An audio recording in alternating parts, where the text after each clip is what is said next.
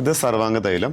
പേര് സൂചിപ്പിക്കുന്നത് പോലെ തന്നെ ശരീരമാസകലം തേച്ചതിന് ശേഷം 1 മണിക്കൂറിന് ശേഷം ചൂടുവെള്ളത്തിൽ കുളിക്കണം. ഇതാണ് ഇതിൻ്റെ ഒരു മെത്തേഡ്.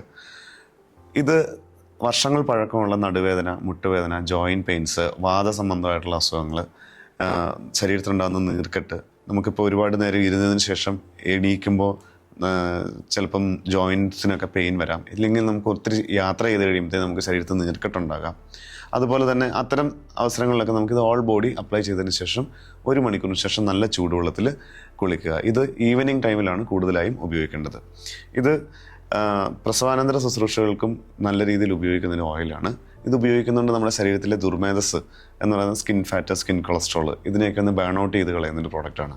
അങ്ങനെ തന്നെ നമുക്ക് വയറ്റിൽ ഈ സ്ത്രീകൾക്കൊക്കെ പ്രസവാനന്തരം ഉണ്ടാകുന്ന സ്ട്രെച്ച് മാർക്കുകൾ, അതിനെയൊക്കെ ഒന്ന് മാറാനായിട്ട് ഈ ഓയിൽ നമ്മുടെ വയറിലൊക്കെ അപ്ലൈ ചെയ്ത് കൊടുത്തു കഴിഞ്ഞാൽ അത് മാറാനായിട്ട് ഉപയോഗിക്കും.